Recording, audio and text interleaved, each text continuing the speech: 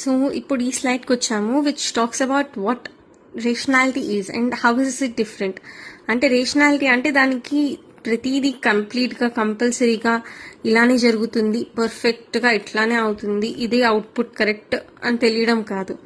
తను బేసికలీ ఒక ఏజెంట్కి మనం ఇచ్చే ఇన్పుట్ ఆర్ అది తీసుకుని లెర్న్ చేసుకునే ఇన్పుట్ బట్టి, ఎగ్జిస్టింగ్ హిస్టరీని బట్టి అది ఎంత నేర్చుకుంది దాన్ని బట్టి ఇప్పుడు వచ్చిన ఇష్యూకి ఆర్ ప్రాబ్లంకి what is the best outcome it can give అన్నది చాలా ఇంపార్టెంట్.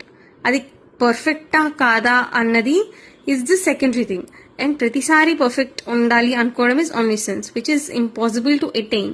సో మనం దానికోసం తాపత్రయపడేది ఆర్ ఏజెంట్ క్రియేట్ చేసేది is to have a rationality, is for to be able to think.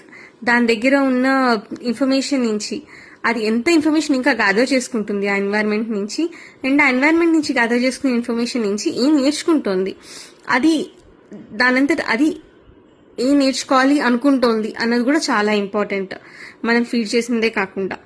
And అందుకనే రేషనల్ ఏజెంట్ ఎప్పుడు కూడా అటానమస్ గానే ఉండాలి. అంటే దాని డెసిషన్స్, దాని ఎక్స్పీరియన్సెస్ బేస్ చేసుకుని అదే తీసుకోగలగాలి. బేసికల్లీ ఒక మనిషిలాగా ఈ మధ్య మనుషులకు కొంచెం ఆర్టిఫిషియల్ ఇంటెలిజెన్స్ ఎక్కువైపోయింది వాడడం, but we are expecting what a human should do from a rational agent.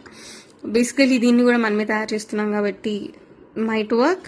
So ఇంకొకటి ఏంటంటే ఎన్వైరన్మెంట్ కొంచెం మాడిఫై అయినా కానీ, ఇప్పుడు దానికి ఒక డోర్ దగ్గరికి వెళ్ళి డోర్ ఓపెన్ చేయమని చెప్పి డోర్కి వెళ్ళే దారిలో ఆబ్స్టికల్ ఉంటే కనుక అది సడన్ గా ఆగిపోకుండా దాని పక్క నుంచి వెళ్ళడం తెలుసుకోవాలి.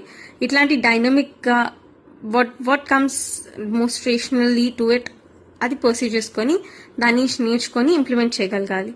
That is the main concept of rational agent behind the word.